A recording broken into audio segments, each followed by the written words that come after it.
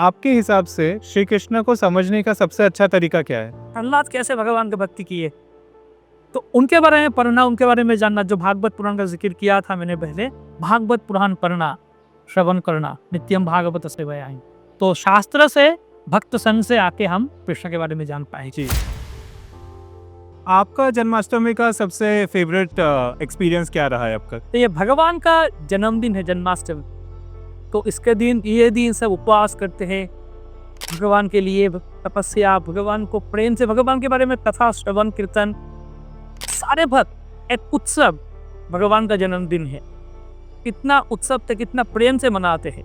आपका क्या अनुभव रहा है जब आप जगन्नाथ धाम गए? आप जैसे बोला वृंदावन धाम है, वैसे जगन्नाथपुरी धाम है।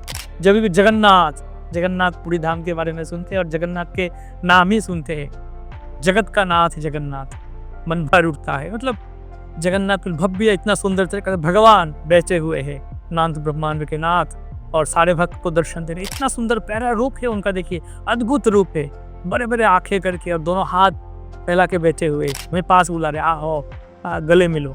प्रभु जी, ऐसा कहा गया है कि कृष्णा से भी ज्यादा श्रेष्ठ राधा रानी है, ऐसा क्यों कहा गया है? तो सारे भक्त के श्रेष्ठ भक्त है श्रीमती राधा रानी, कृष्ण के लादिनी शक्ति। तो इसलिए हम श्रीमती राधा रानी की कृपा प्राप्त करना चाहते हैं। कृष्ण की कृपा तो मिल ही जाएगा। जी। भगवान का जब से जन्म हुआ तब से मृत्यु उनके आसपास मंडरा रही थी, और जब तक वो पृथ्वी पर थे मृत्यु उनके आसपास थी। तो शास्त्रों के हिसाब से, कृष्णा भक्ति के हिसाब से आप क्या कहेंगे, मृत्यु का वर्णन आप कैसे करेंगे? कितना अच्छा होता कि अगर जन्माष्टमी के शुभ अवसर पर आपको इस्कॉन जुहू का एक भव्य टूर मिल जाए। हाय, मैं हूं विशाल, द पीपल्स आर्काइविस्ट, और आज हम आए हैं मुंबई के इस्कॉन जुहू में, और आपको देने वाले एक एक्सक्लूसिव टूर हमारे स्पेशल गेस्ट प्रभु निमाई दास के साथ।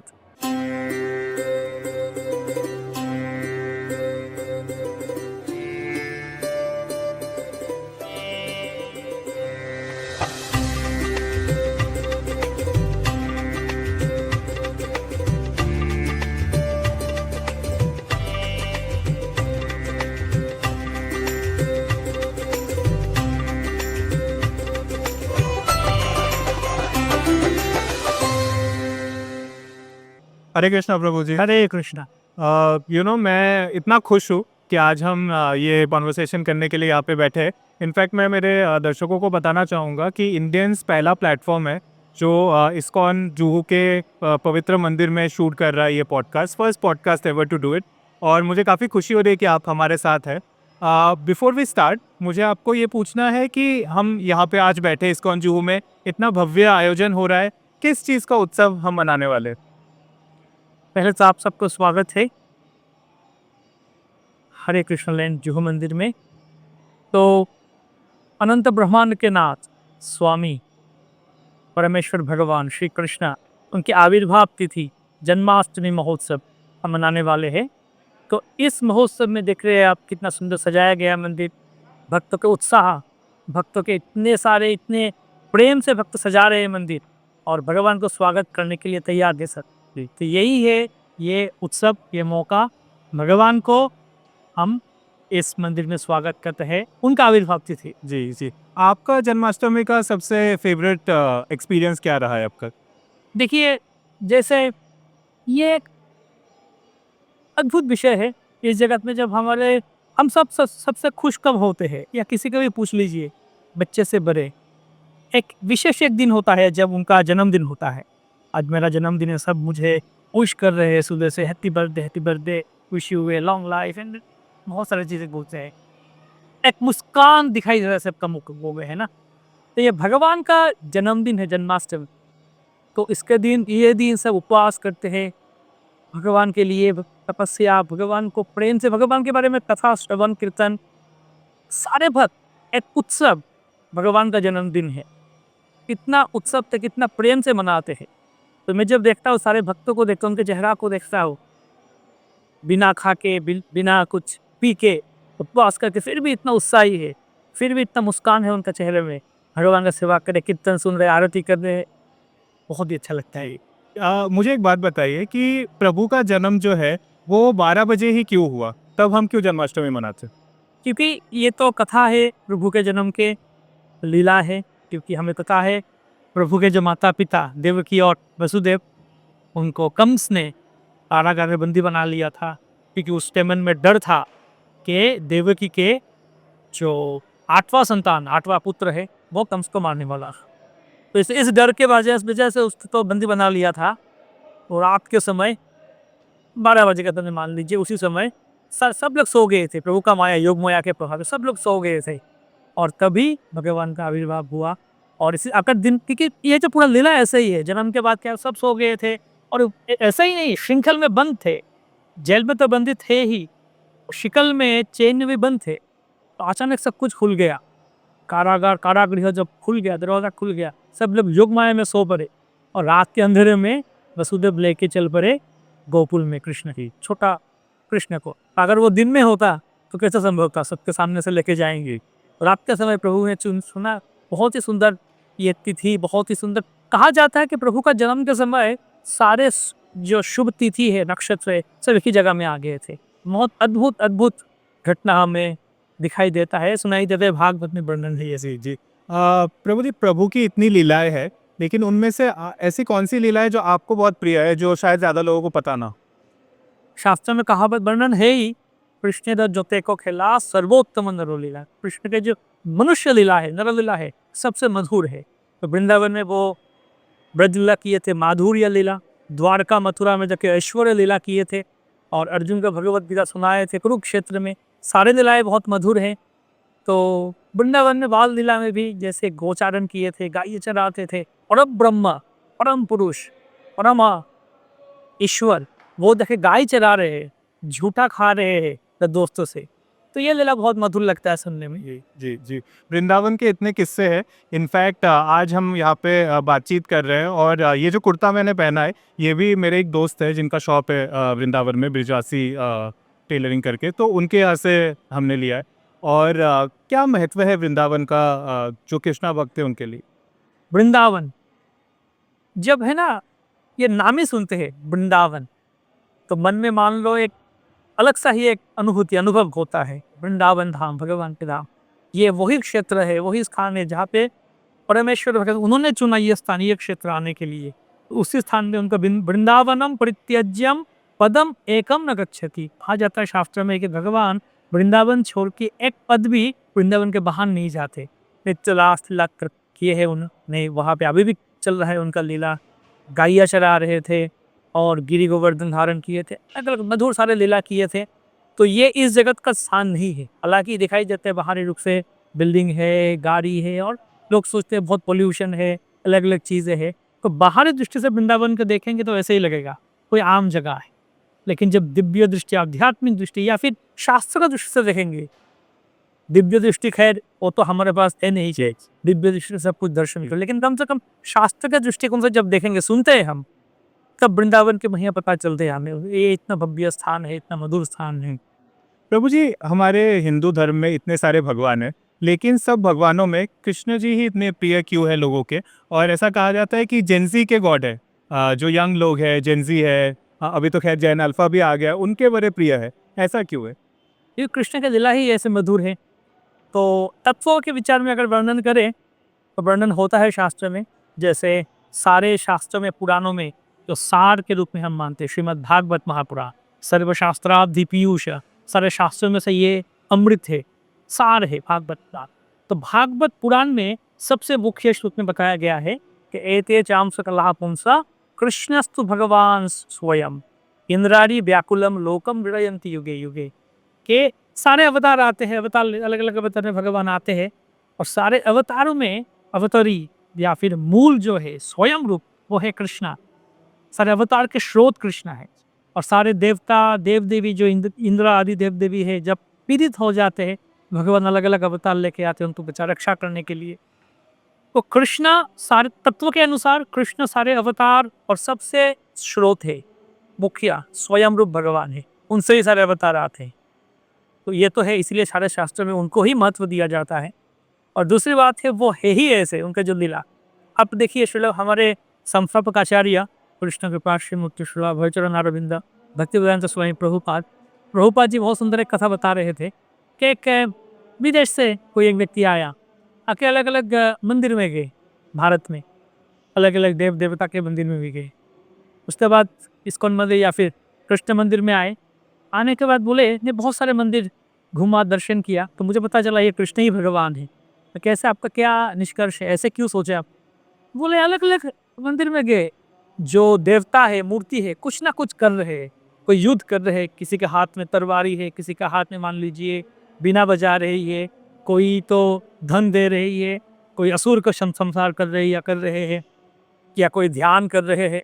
अलग अलग मंदिर में अलग अलग तरीके के देवता की मूर्ति है। लेकिन जब कृष्ण मंदिर में आता हूँ तब देखता हूँ क्या कर रहे हैं यहाँ पे, बांसुरी बजा रहे हैं, और श्रीमती राधा रानी के साथ वो हिला कर रहे हैं, और गाया है। ऐसे ही तो होना चाहिए भगवान ना। बिल्कुल। भगवान अगर कोई काम करेंगे, असुर को मारो, ये करती, मतलब भगवान का काम है वो आनंद, सारे आनंद के स्रोत है, लीला रचा रहे हैं, आनंद कर रहे हैं। उनको कोई काम करने का क्या जरूरत है? बांसुरी बजा रहे हैं, रास लीला करते हैं, गैया चरा रहे हैं, यही तो भगवान की जी। तो ये जो बताया आपने, ज़ेन बोलिए या जो भी हो, सब सिर्फ ज़ेन ही नहीं, सनातन काल से सब, जब कृष्ण, एक्चुअली मैं जब स्कूल में पढ़ रहा था, पढ़ाई कर रहा था, मेरा एक दोस्त था, वो मुझे एक दिन बता रहा था कृष्ण का जो लीला थोड़ा मतलब कैसे है ना, मतलब कैसे, बोले देखिए अलग अलग अवतार में भगवान आए, कुछ ना कुछ कठिनाई था। अगर रामचंद्र भी आए थे, उनका पत्नी सीता देवी का हरण करके लेके चला गया रावण, और रो पड़े थे, बाद में जाके कितना कठिनाई करके युद्ध करके मार के आए रावण भी, सीता देवी को उद्धार लेके आए। अलग अलग अवतार में भगवान का अलग अलग जैसे लीला हुआ, थोड़ा कठिनाई, चैलेंजेस आया, ऑब्स्टकल्स आया, हमें कुछ सीख भी दिया, अलग अलग चीज़ें। लेकिन कृष्ण के ऐसे कुछ लीला, ऐसे कुछ है ही नहीं। बचपन, छोटा सा नन्हा बच्चा है, वो अभी भी वो क्रेडल में पड़े थे, आ गई पूतना, पूतना को मार दिया, उसका स्तन चूस के, दूध चूस के उसका प्राण संहार कर लिया, मार दिया। छोटा सा बच्चा गिरी गोवर्धन धारण कर लिए। ऐसे कृष्ण का मधुर लीला, अद्भुत लीला। तो इसलिए जेंजी बोलिए, अभी जो भी बोलिए, सब नेचुरली, स्वाभाविक रूप से कृष्ण के प्रति आकर्षित हो ही जाते हैं। जी, जी। आपकी क्या जर्नी रही है कृष्णा भक्ति में? आपको कैसे रुचि आई और आप कैसे कृष्णा भक्त बने? मैं जब याद करता हूँ मेरे बचपन से, मैं देखते आ रहा हूँ मेरा परिवार में भी, और मेरा पिताजी, मेरा माताजी या मेरा दादी भी थी, और बड़े परिवार थे, तो सब लोग में एक धार्मिकता, एक भगवान के प्रति एक स्वाभाविक रूप से एक आकर्षण तो था ही। मैं देखता था मेरा पिताजी बचपन से ही सुबह उठ के नहाएंगे, धोती पहनेंगे, तिलक करेंगे, और भगवान का जो पूजा रूम में जाएंगे, थोड़ा गीता पढ़ेंगे, उनका थोड़ा कीर्तन करेंगे, सब कुछ करने के बाद फिर बाहर आके थोड़ा पानी पिएंगे। गीता बिना पढ़ के या थोड़ा जप ना करके वो पानी भी नहीं पीते। तो हालांकि शुद्ध भक्ति का परंपरा के साथ जुड़े नहीं थे, लेकिन फिर भी कुलगुरु से दीक्षित थे और गीता पाठ कर रहे थे। मेरा माताजी भी, वो भी माला जप कर रही थी, मेरा दादी जी भी जप कर रही थी। तो बचपन से देखते आ रहा था कृष्ण के बारे में। मेरा मम्मी जो है, मेरा माताजी है, मुझे समझाती थी हमेशा कि भगवान बहुत महान है, भगवान का भक्ति करनी चाहिए, और हमेशा भगवान के प्रति हमें समर्पित रहना चाहिए। तो अलग अलग चीज़ समझाती थी। खैर तब तो मैं बच्चा था, समझ में नहीं आता था क्या बोल रहे हैं। लेकिन बाद में जब स्कूल में पढ़ाई करता था, तब आया मंदिर में, इस्कॉन मंदिर में, और भगवत गीता क्लास हुआ करता था बच्चों के लिए। तब मुझे जब भगवत गीता पढ़ा तो भक्तों का संग में आए। तो मुझे सबसे, अगर आप मुझे पूछे ये जो विषय है, क्या सबसे अच्छा लगा भक्त संग में आके, मैं छोटा बच्चा था, स्कूल में पढ़ता था, टीनेज था तब। लेकिन एक चीज़ तो समझ में आ गया था कि इस जगत में सब स्वार्थी हैं। हाँ, कोई आके मेरे साथ अच्छा बात कर रहे हैं, मुस्कुरा के कैसे हो, तो ये तो तय है कि उनका कुछ स्वार्थ है मेरे से, कुछ प्राप्त करना चाहते हैं हर जगह में। तो मंदिर में जब आया, सब लोग बहुत सुंदर तरीके से बात करें, मुस्कुराहट सबका चेहरे में। अभी भी आइए हम इस्कॉन जी हरे कृष्ण मंदिर में, सारे भक्त कितना आनंदित है, भगवान का जन्माष्टमी मना रहे हैं, सब मुस्कुरा रहे, हरे कृष्ण तो एक दूसरे गले मिल रहे, प्रणाम कर रहे। तो मैं भी मंदिर में आया, मैं सोचा इन लोगों का क्या स्वार्थ है, क्यों इतना अच्छा है मेरे साथ, कि क्यों इतना अच्छा व्यवहार कर रहे हैं मेरे साथ, हमेशा मुस्कुराते, मुझे प्रसाद खिलाते, प्रसाद देते हैं, मैंने पूछते हैं कैसे हो, तबीयत कैसे है, सब कुछ पूछते हैं। तो मैं सोचा क्या स्वार्थ हो सकता है इनका। तो ऐसे आता गया, कुछ मिलता जुलता गया उनके साथ। उसके बाद पता चला इनका तो कोई स्वार्थ है नहीं, निस्वार्थ भाव से सब ऐसे ही आनंदित है। तो ये सबसे अच्छा लगा कि भगवान सच्चिदानंद विग्रह है, भक्ति करेंगे तो उसमें ही जो असली आनंद यही मिलने वाला है। जी, जी। आपके हिसाब से श्री कृष्ण को समझने का सबसे अच्छा तरीका क्या है? श्री कृष्ण को समझने का सबसे अच्छा तरीका क्या है? सबसे अच्छा तरीका शास्त्र में वर्णन है कि उनके जो भक्त है उनका संग करना। जैसे मान लीजिए कोई क्रिकेट क्रिकेट खेलना चाहता है, क्रिकेट अच्छा क्रिकेटर बनना चाहता है, तो क्या करेगा? अच्छा बैट्समैन बनना चाहता है। जैसे कौन है? सचिन तेंदुलकर है। हाँ, वो मेरा आइडियल है, वो मेरा आदर्श है। तो उनके बारे में पढ़ूँगा, उनके बारे में जानूँगा, उनका कोई वीडियो रिकॉर्ड देखूँगा, वो कैसे चलते थे, टेक्निक क्या है, उनका लाइफ स्टोरी पढ़ूँगा और रिसर्च कर जानने में उत्सुक रहूँगा ना। तो वैसे कृष्ण के जो महान भक्त रह चुके हैं पूर्व में, जो कृष्ण के भक्ति अच्छी तरीके से कर चुके हैं, मतलब कृष्ण के प्रिय जो जो रह चुके हैं, उनके बारे में जानना चाहिए। तो वो कैसे कृष्ण को जान पाए थे और वो कैसे कृष्ण का भक्ति कर पाए थे, है ना? हाल ही में सब हम नरसिम्हा का लीला देख रहे हैं जी। थिएटर में हर जगह जाके। और प्रहलाद महाराज को, प्रहलाद कैसे भगवान की भक्ति किए, तो उनके बारे में पढ़ना, उनके बारे में जानना। जो भागवत पुराण का जिक्र किया था मैंने पहले, भागवत पुराण पढ़ना, श्रवण करना, नित्यम भागवत सेवयामि। तो शास्त्र से, भक्त संग से आके हम कृष्ण के बारे में जान पाएंगे। जी। अकेला खुद घर में बैठ के हम नहीं जान पाएंगे। मान लीजिए अगर बाजार में तो सारे किताब मिलता है, मेडिकल साइंस का किताब मिलता है, तो मैं अगर MBBS का बुक खरीद कर लेके आ जाता हूँ घर में, या फिर अमेजोन में ऑर्डर कर लेता हूँ और घर बैठ के पढ़ लेता हूँ मेडिकल साइंस, तो क्या आप मेरे पास आएंगे इलाज कराने? मैं बोलता हूँ ऐसे फलाना फलाना, हाँ मैं हूँ ये, और मैं सेल्फ मेड डॉक्टर हूँ। क्यों? मैं सारे किताब पढ़ लिया। एक डिग्री चाहिए, एक ऑथेंटिक सोर्स में जाना चाहिए, टीचर के अधीन में जाके पढ़ना चाहिए, तभी तो आप आएंगे ना, हाँ ये एक ऑथेंटिक डॉक्टर है, आप मेरे पास आए इलाज कराने आएंगे। वैसे ही तो हर हर क्षेत्र में कोई भी चीज़ जानना है, एक ऑथेंटिक प्रामाणिक कोई अथॉरिटी के पास जाना चाहिए। लेकिन भक्ति के बारे में या धर्म के बारे में जब कथा आता है ना, तब सब सोचते हैं नहीं मैं बहुत जानता हूँ, मुझे बहुत ज्ञान है। सब मनगढ़ंत जल्पना कल्पना करते हैं। यही दुख का बात है हमारा इस देश में। भक्ति के बाद विषय आता है तो सेकुलेट करो, तो बाकी कोई भी चीज़ हो, नहीं भाई ये तो मुझे पता नहीं है, ये मेरा ये फील्ड नहीं है। किसी को भी पूछिए, अगर पूछिए क्या फिजिक्स के बारे में, नहीं मैं तो फिजिक्स पढ़ा नहीं, मुझे पता नहीं है, या क्वांटम मैकेनिक्स के बारे में मुझे पता नहीं है। लेकिन भक्ति के बारे में पूछो, हाँ ये ऐसे है वो ऐसे है, स्पेकुलेट करते रहते हैं, वो नहीं करना चाहिए। जी, जी। आपने साहित्य और शास्त्रों के बारे में बात की। बहुत सारे लोग हैं जो श्रीमद् भागवत गीता और श्रीमद् भागवतम में थोड़े कन्फ्यूज़ रहते हैं। तो क्या आप थोड़ा हमें बताना चाहेंगे कि दोनों में क्या मेजर डिफरेंसेस हैं? भगवत गीता और भागवतम, श्रीमद् भगवत गीता क्या है? कृष्ण के कथा, हम सरल भाषा में कह सकते हैं भगवान श्री कृष्ण के शिक्षा, उनके जो आदि, उनका वाणी जो है वो है भगवत। और भगवान श्री कृष्ण के जीवन चरित्र वो है श्रीमद् भागवत। तो श्रीमद् भगवत गीता में 700 श्लोक है, एक ही ग्रंथ है, 700 श्लोक है, भगवत गीता हो जाता है, जो कुरुक्षेत्र में भगवान ने सुनाए थे अर्जुन को।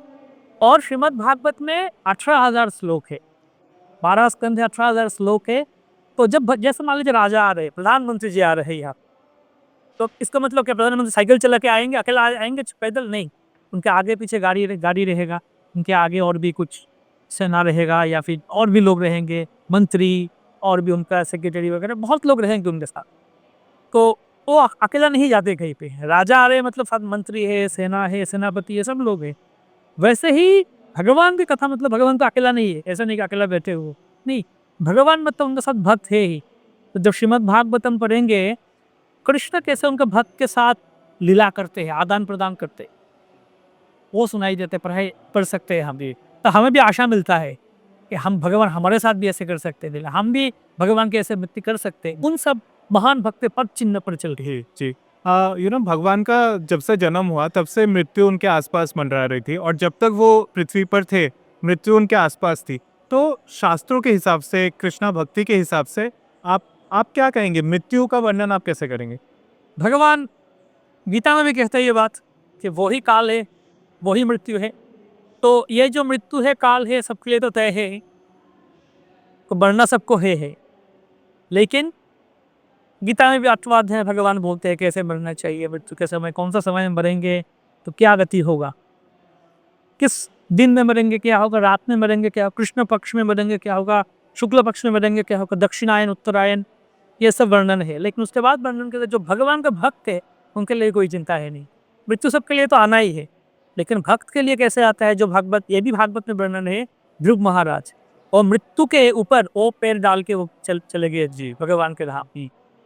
तो भगवान के भक्त के लिए मृत्यु मतलब यही कि उसमें कोई डर नहीं है, चिंता नहीं है। भीष्म देव का कथा पढ़ लीजिए, ऐसे लटे हुए थे, उनका शरीर में आर पार जो तीर था, बाण था, वो बियर्स थे पूरा शरीर में। ऐसे नहीं कि ऐसे लेटे हुए, तो पूरा शरशैया में लेटे हुए थे। वैसे ही हम श्रील प्रभुपाद जी के बारे में भी देखते हैं। तो जन्माष्टमी है, जन्माष्टमी के अगले दिन नंद उत्सव है, और उसी दिन हमारे श्रील प्रभुपाद जी के भी जन्मदिन है जी। तो हमारे लिए 2 दिन, जन्माष्टमी पहले दिन, अगले दिन श्रील प्रभुपाद के आविर्भाव भी बहुत सुंदर। तो प्रभुपाद का जन्म देखिए जन्माष्टमी के अगले दिन ही हुआ था, और प्रभुपाद के जो अंतर्धान, एक महान departure from this world. Prabhupada हमें टीच किया how to live this world. सब लोग बोलते हैं ना how to live, and Prabhupada सिखाए हाउ टू लिव, या फिर how to die, art of dying. सब सिखाता आर्ट ऑफ लिविंग, प्रभुपाद सिखा आर्ट ऑफ डाइंग, मरना कहते हैं। ये बंगाली में कहावत है कि साधन करो, भजन करो, मरते जान ले। और जैसे आप साधन कीजिए, भजन कीजिए, कैसे मरना है वो अगर पता चल गया ना, तो हो गया सब।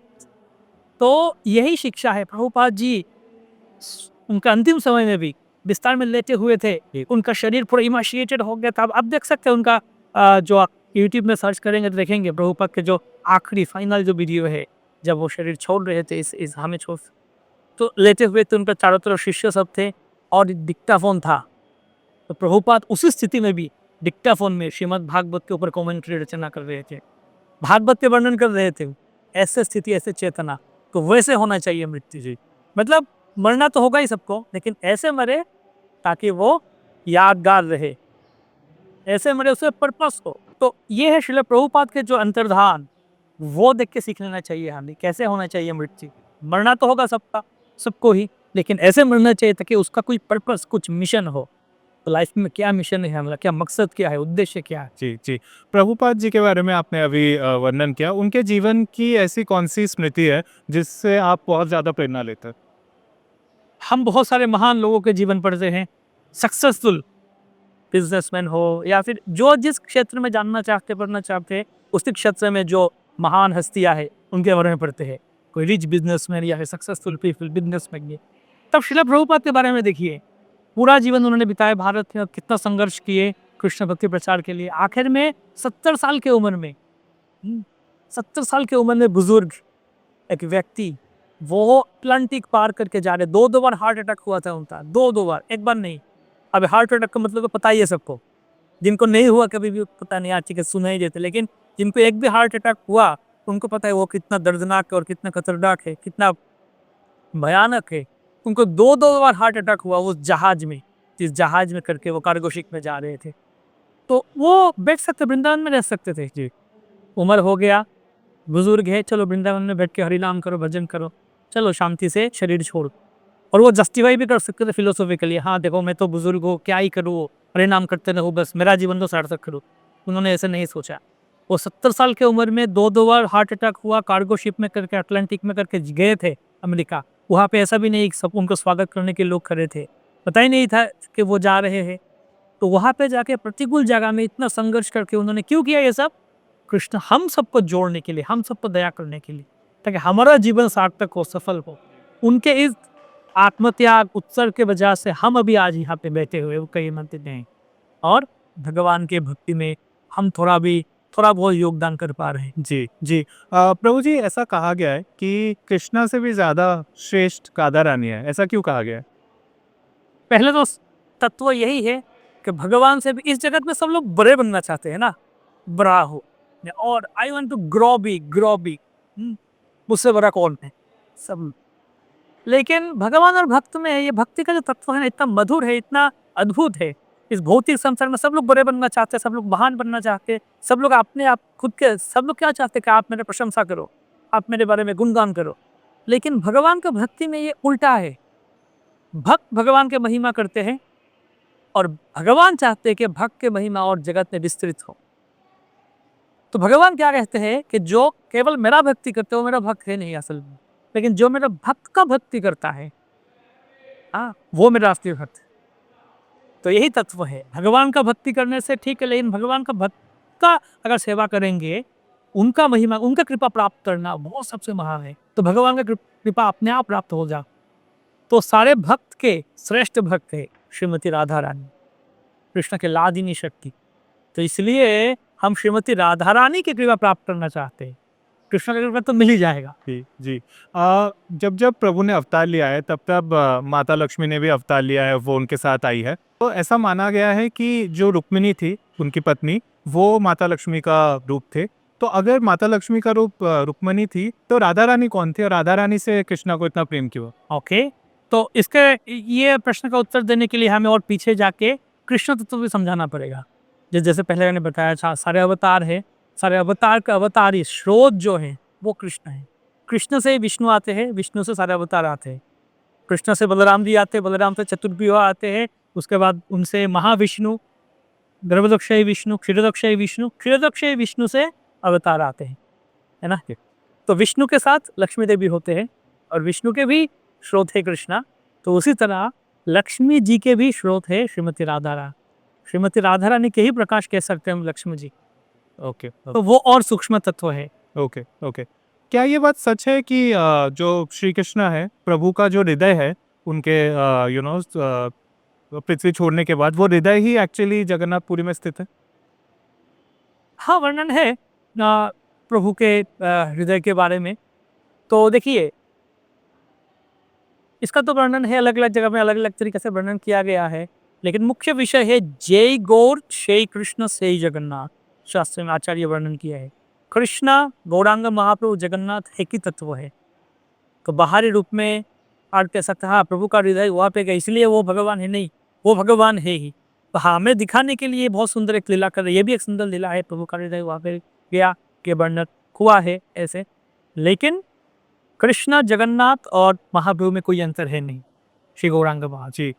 जगन्नाथ धाम इतनी अद्भुत जगह है, वहाँ पे आज भी अगर हम जाए तो प्रभु की लीला हम देख सकते हैं, क्योंकि कितनी सारी चीज़ें हैं जो अनसाइंटिफिक है, जो एक्सप्लेन नहीं की जा सकती, लेकिन वो भी वहाँ पे होती है। आपका क्या अनुभव रहा है जब आप जगन्नाथ धाम गए?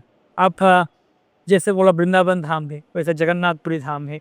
जब भी जगन्नाथपुरी धाम के बारे में सुनते हैं और जगन्नाथ के नाम ही सुनते हैं, जगत का नाथ जगन्नाथ, मन भर उठता है। मतलब जगन्नाथ भव्य इतना सुंदर तरीका से भगवान बैठे हुए हैं, नाथ ब्रह्मांड के नाथ, और सारे भक्त को दर्शन दे रहे। इतना सुंदर प्यारा रूप है उनका, देखिए अद्भुत रूप है, बड़े बड़े आंखें करके और दोनों हाथ फैला के बैठे हुए हमें पास बुला रहे, आओ गले मिलो। जब पिताजी आते घर में और बच्चों के प्रति हाथ बढ़ाते हैं और बच्चे बड़े बड़े आंखें करके देखते हैं, आना चाहते हैं, इतना मायालु रूप थे भगवान श्री जगन्नाथ देव के। तो क्या ही बोलूँ, ये बोलने जाऊंगा मैं और भावुक हो जाऊंगा। मतलब जगन्नाथपुरी के बारे में इतना कुछ बोलने के लिए है कि इतना दया, इतना कृपा और कहीं पे नहीं दिखाया भगवान। रास्ते में आ जाते हैं स्वयं भगवान, रास्ते में आते सबको दर्शन देते हैं और सबको। पूरे भारत में बहुत सारे मंदिर है, अलग अलग धाम है, तीर्थ है, बहुत सारे मंदिर है। सारे मंदिरों में क्या होता है, जो मुख्य जो विग्रह है, बड़े विग्रह, वो बाहर नहीं आते। उत्सव विग्रह होता है, छोटा विग्रह वो बाहर आते हैं। उनको लेके हम उत्सव शोभा यात्रा करते, प्रोसेशन होता है, कीर्तन होते, भक्त जाते। लेकिन जगन्नाथपुरी में ही जो मूल विग्रह है वो बाहर आ जाते हैं इतना सुंदर तरीका से। वो भी जब पहांडी विजय होता है रथ का यात्रा के समय, हाल ही में था वो 2 महीना पहले, तो बाहर निकल के आते हैं जगन्नाथ जी धीरे धीरे करके। बहुत सुंदर एक भव्य दर्शन है। और जगन्नाथपुरी में ही, अच्छा आप मान लीजिए, मतलब कथा बोलने जाएंगे और वर्णन है तो संक्षेप में यही बता सकते हैं। आप मान लीजिए कोई एक आदमी है, व्यक्ति है, ऑफिस करता है, व्यापार करता है, जो भी हो उसका, नौकरी में जाता है, दिन में ज़्यादा समय वो बाहर ही बिताता है, कॉलीगों के साथ, क्लाइंट के साथ बिताता है। घर में आते हैं, उसके बाद सुबह होता है, शाम को होता है। कभी कभी तो घर में वाइफ या बच्चे कंप्लेन करते हैं, पिताजी आप समय नहीं देते, छुट्टी का दिन भी आपका काम है।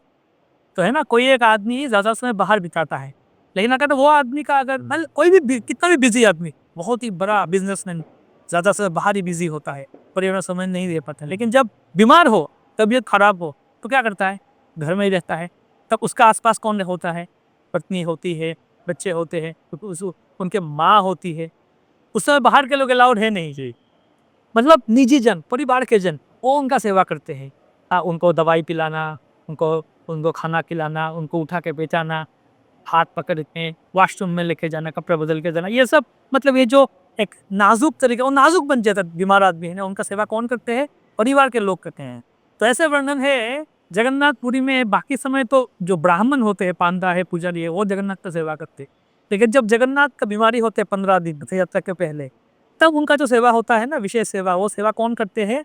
दैतापति कहते हैं, जो शबर जाति, नीचा जाति, वो आके जगन्नाथ का सेवा करते हैं। तो मैं जब ये सुना, मुझे तो इतना आनंद मिला और इतना मतलब जगन प्रभु का प्रेम, प्रभु का जो दया, ऐसा अनुभव हुआ कि देखिए उनका वो बीमार हो गए 15 दिनों, दर्शन किसी को दर्शन नहीं, कोई अलाउड नहीं है दर्शन के लिए, ब्राह्मण भी नहीं जा सकते वहाँ। लेकिन वो जो नीचा जाति का शबर है, उनके उनसे सेवा लेते हैं भगवान, इतने दया है उनकी। जी, जी।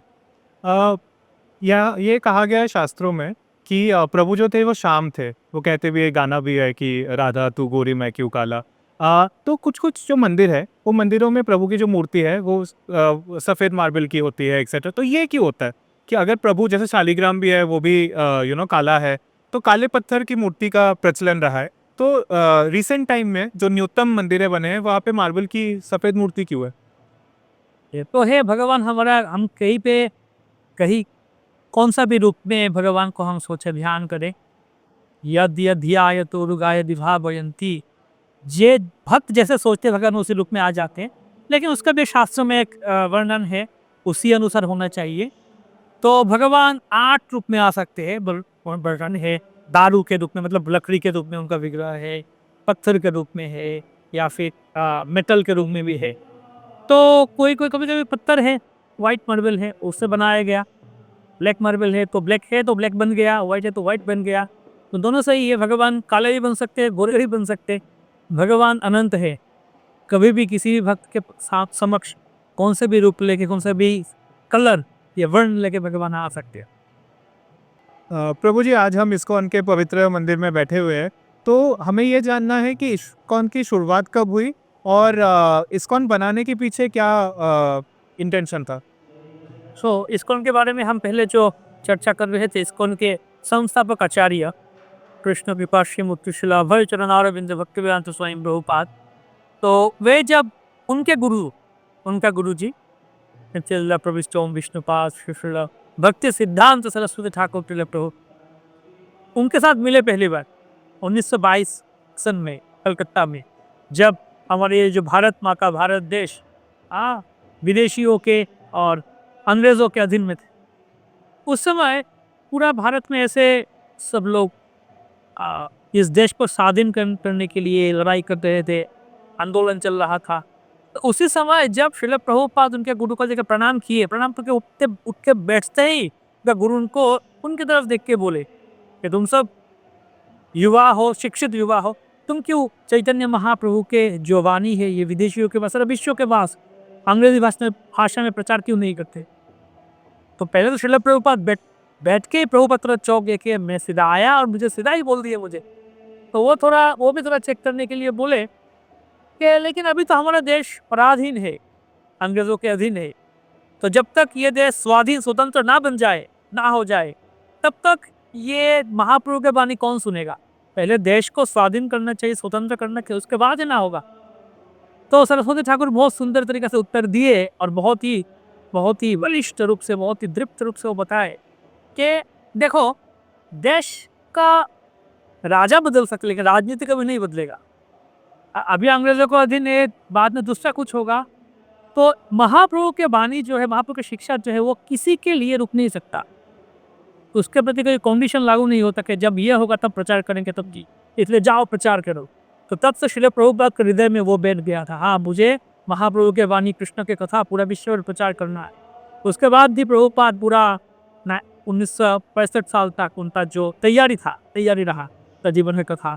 तो 1965 में बहुत ही संघर्ष के बाद श्रील प्रभुपाद अमेरिका पहुँचे और वहाँ पे पहुँचने के बाद और 1 साल बाद प्रचार करते करते उन्होंने इस्कॉन का रजिस्ट्री किया, पूरा विश्व भर international society for Krishna consciousness एक रजिस्टर किया। और अभी इतना सारे मंदिर है श्रील प्रभुपाद के पूरा विश्व भर। तो भारत में भी बहुत सारे मंदिर है, पूरा विदेशी बहुत सारे मंदिर, 1000 के आसपास करीब मंदिर है। और सेंटर, छोटा मोटा सेंटर जो है वो तो लाखों है जी, और भक्त संख्या करोड़ों में है। अनुयायी तो और बहुत ज्यादा है, जो इस्कॉन के शुभ चिंतक के हितैषी है। तो इस्कॉन के हेडक्वार्टर, वर्ल्ड हेडक्वार्टर है, स्पिरिचुअल हेडक्वार्टर श्री मायापुर धाम, चैतन्य महाप्रभु के जन्म स्थान। और ऑल इंडिया इस्कॉन के जो मुख्य सेंटर है या फिर ऑफिशियल हेडक्वार्टर ये है इस्कॉन जुहू, जहाँ पे हम रहते हुए हैं। जी। मायापुर का जो मंदिर है, वो उस मंदिर का जो भव्यता है, जो वहाँ का एटमॉस्फेयर है, उसका वर्णन आप कैसे करेंगे? वृंदावन के बारे में बात हुई, जगन्नाथपुर यही मायापुर के बारे में आते हैं। अभिन्न है कि तीनों धाम, मायापुर धाम तो चैतन्य महाप्रभु के धाम है, जहाँ पे महाप्रभु नाम प्रेम वितरण किए हैं। रास्ता में जाकर स्वयं भगवान वो हरिनाम संकीर्तन किए हैं सारे भक्तों को लेके। बहुत सुंदर जगह है नवद्वीप धाम।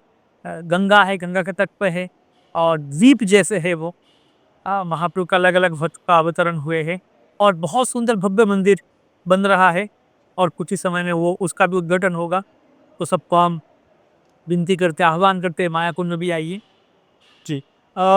इस्कॉन के जितने भी लोग हैं, भक्त हैं, आचार्य हैं, वो विश्व भर में जो है प्रभु की भक्ति के बारे में प्रचार करते हैं। हाल ही में बांग्लादेश में इस्कॉन के लोगों के ऊपर अटैक हुआ, बहुत सारी चर्चा भारत में भी हुई। उसको आप किस नज़रिए से देखते हैं?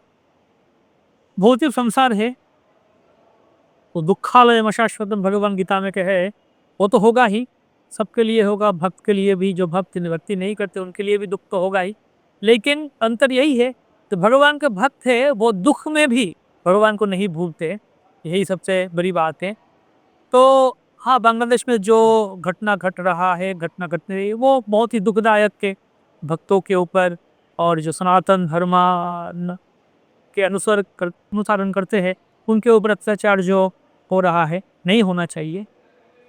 लेकिन एक दृष्टि से तो सनातन काल से होते आ ही रहा है, इतिहास से पहले भी मुगलों के ज़माना में भी थे, बहुत बहुत अत्याचार हुआ है, अभी भी हो रहा है। तो ये एकदम नया नहीं है कि अभी अभी हो रहा है, पहले नहीं हुआ। पहले भी सनातन धर्म के या भगवान के भक्तों के ऊपर बहुत अत्याचार हुए हैं इतिहास में। लेकिन हर जगह में भगवान के भक्ति का ही जय हुआ, विजय हुआ। महाभारत में भी देखिए भक्त के ऊपर कितना अत्याचार हुआ है, कितने अत्याचार पांडवों के ऊपर, कुंती देवी, कितना दुख उनको सहन करनी पड़ी। तो लेकिन अंततः विजय श्री भक्त को ही प्राप्त हुआ। तो यहाँ पे हम आशा रखते हैं कि भगवान उनके भक्त को रक्षा करेंगे और भक्त को ही विजय मिलेगा। सिर्फ विश्वास और श्रद्धा बना के रखना है। परीक्षा लेते हैं भगवान अलग अलग समय। तो हम जब है, जो हम उस जगह में या उस स्थिति में नहीं है, तो हमारे लिए क्या उचित है। जो वहाँ पे है वो तो भगवान को और दृढ़तापूर्वक स्मरण कर रहे हैं। हम जो वहाँ पे नहीं है, यहाँ पे रह के हम क्या कर सकते हैं? भगवान के पास प्रार्थना कर सकते हैं सबके लिए, पूरा जगत के लिए। वहाँ पे ही नहीं, पूरा विश्व भर अलग अलग जगह में कितना कुछ हो रहा है। तो हमें प्रार्थना करनी चाहिए भगवान के पास और विनती करनी चाहिए, हे प्रभु आपके भक्त को रक्षा करो और हम सब उनको ना भूले कभी, हर स्थिति में। प्रभु जी, अगर मैं आपसे पूछूं कि इस्कॉन की सबसे बड़ी उपलब्धि आपको क्या लगती है, तो आप क्या कहेंगे? इस्कॉन के सबसे बड़ी उपलब्धि क्या है? इस्कॉन एक पूरी विश्व भर, ये ऐसे एक घर है जिस घर में पूरा विश्व भर के सारे लोग आके आश्रय शरण ले सकते। जब कभी भी कहीं पे कोई मान लो बहुत ही बाढ़ आ गया, फ्लड हो गया, तो लोग जाके कोई शेल्टर हाउस में जाके, ऊंचा जगह शेल्टर हाउस में शेल्टर लो जाए। फ्लड अफेक्टेड पीपल या फिर अर्थक्वेक हो गया, भूकंप आ गया, सब लोग एक जगह में शेल्टर लेते।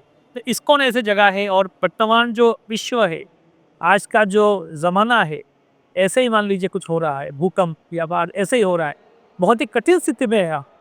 हम अच्छा समय में नहीं जी रहे, अच्छा जगह में नहीं है। ये बहुत ही संसार बहुत ही खराब जगह है। क्या ही है ज़माना।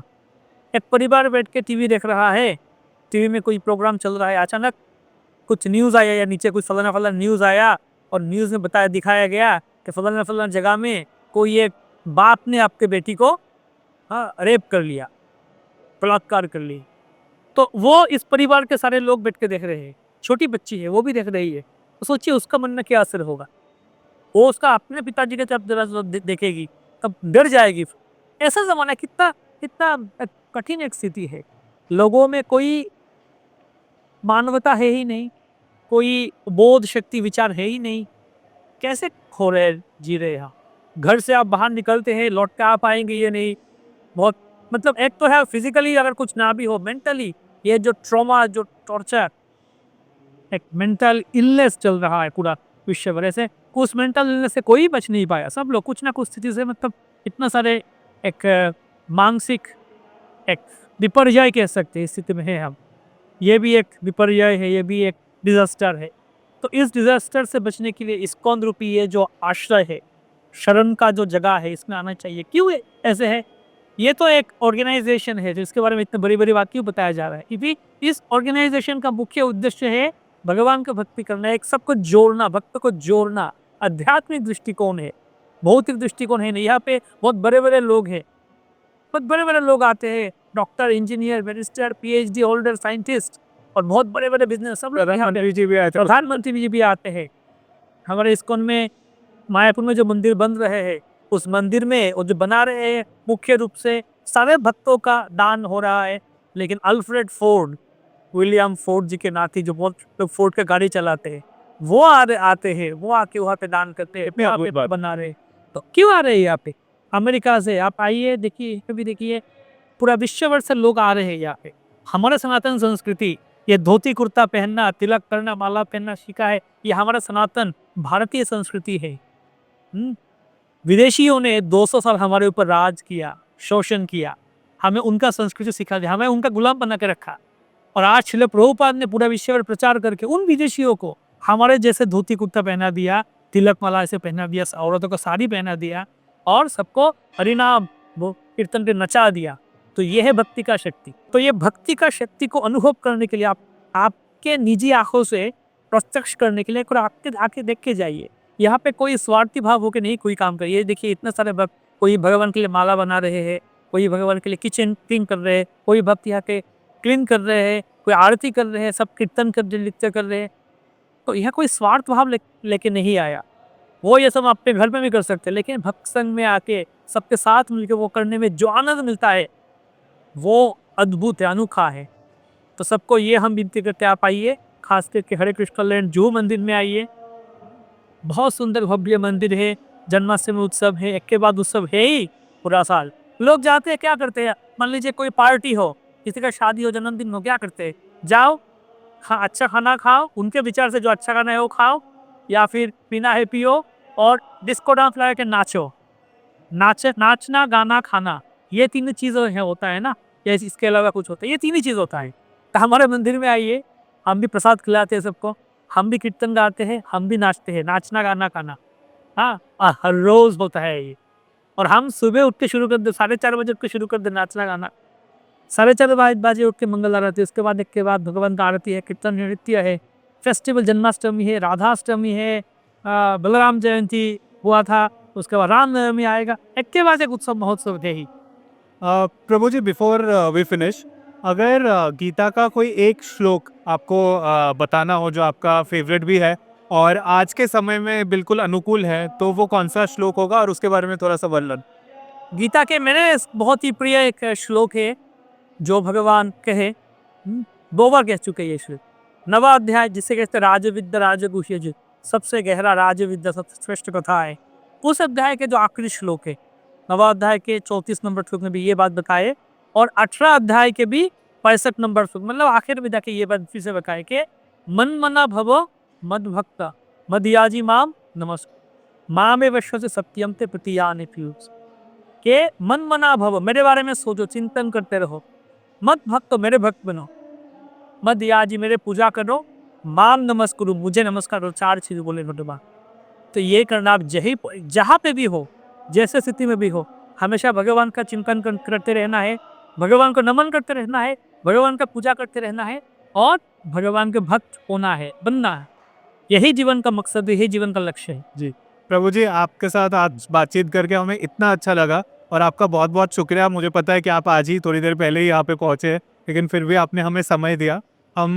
हम सब खुद को इतना सौभाग्यशाली मानते हैं कि आपने हमारे साथ ये बातचीत की। आपका बहुत बहुत धन्यवाद। आपको भी धन्यवाद, आप मंदिर में आए हैं और भगवान के बारे में कुछ बोलने का सुअवसर हमें दिए।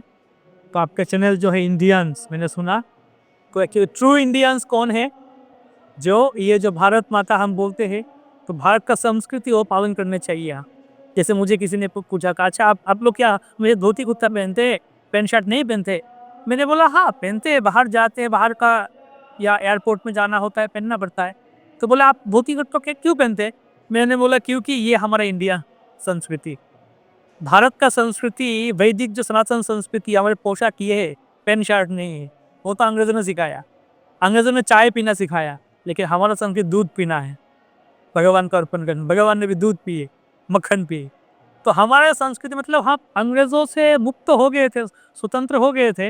हाँ, खैर हमारा स्वतंत्रता दिवस है, तो अंग्रेजों से स्वतंत्र तो हो गए थे, लेकिन मानसिक रूप में अभी तक नहीं हुए।